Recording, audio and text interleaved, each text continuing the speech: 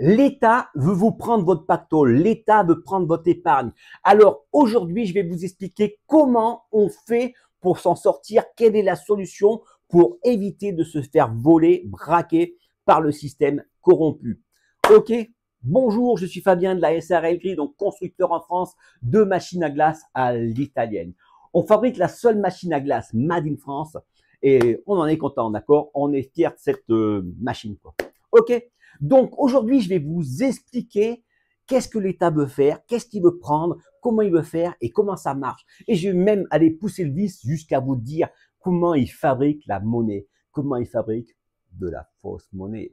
Ok, ton épargne est en danger. L'autre jour, j'en avais déjà parlé dans une ancienne vidéo. J'avais dit, t'as vu, il y a des rumeurs comme quoi en France, on a à peu près 6 000 milliards d'argent épargné par les Français. Les Français sont le peuple qui épargne le plus.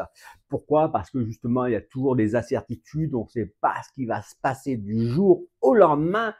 Et du coup, on a 3 000 et quelques milliards de dettes. Et je rappelle que celui qu'on a en place tout de suite nous en a mis un peu plus de 1000, d'accord?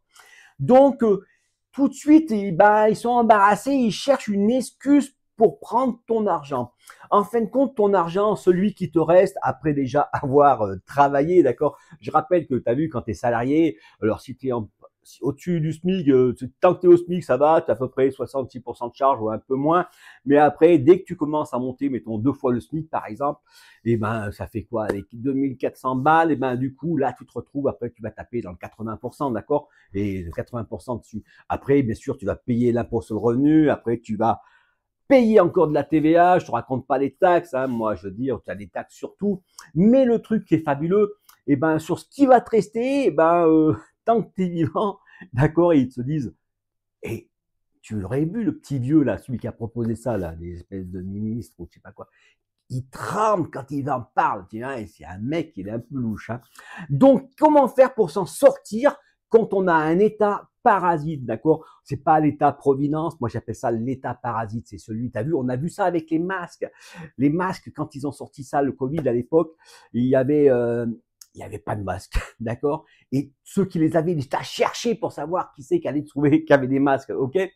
Je rappelle que c'est ça l'État parasite, hein, c'est pas, ils nous font croire que c'est l'État, on va dire, comment ça s'appelle? Providence, d'accord? Mais en fin de compte, j'ai remarqué que ici, ils inversent tout. Tu dis démocratie alors que c'est limite la démocratie, d'accord? On a vu ce qui se passe tout de suite en Roumanie. Donc, tu vois, ton pognon, il est en danger. Alors la solution, il faut que tu t'en serves tout de suite et que tu investisses.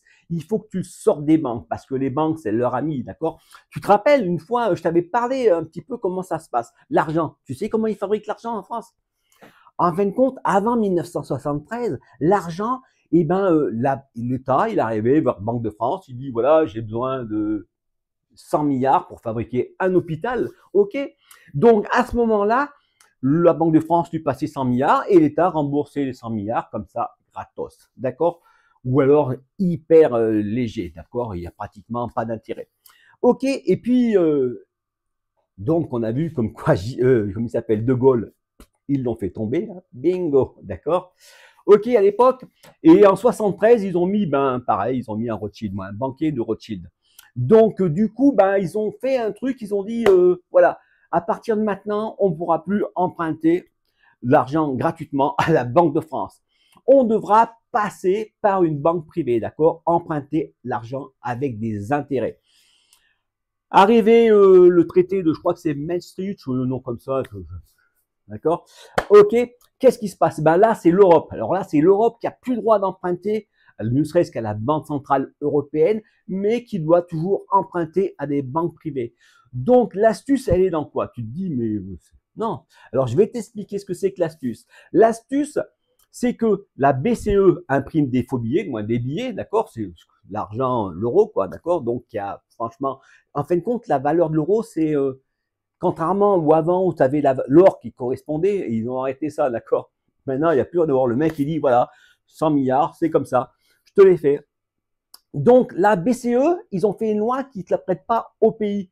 Il faut qu'ils passent par une banque privée. Alors, en gros, la BCE fabrique de l'argent, donc elle prend le compte bancaire de la banque et elle dit, hop, plus 1000 milliards. D'accord? Elle écrit sur son chiffre, comme toi quand tu écris un mail. D'accord? C'est la même chose.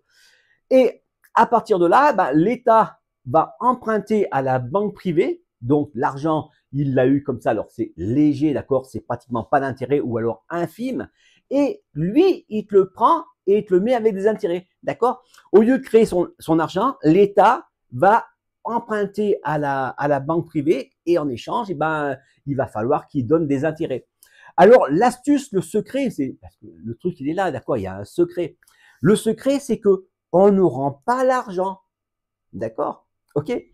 Mais on paye les intérêts. Et je crois que c'est entre 50 et 65 milliards. Je sais pas si c'est pour cette année 65 milliards, d'accord? Tu vois, au lieu d'investir dans les hôpitaux, dans des trucs utiles, eh ben, ils coupent tous ces trucs-là et ils te font payer, bien sûr, à toi et ils donnent ça à des banquiers. Ok, des banquiers ou bien des gros groupes, d'accord, mais c'est toujours le même principe.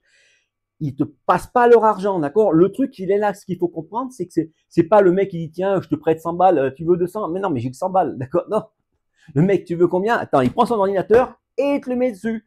Tu comprends le truc? C'est ça l'arnaque. Donc c'est ça qu'il va falloir gueuler pour changer. Mais voilà, et c'est mondial, on va dire, d'accord. Et n'oublie pas qu'il y a des pays qui ne le font pas. C'est ceux qu'on montre du doigt en disant ouh, dictature. Ok? Tu comprends le principe?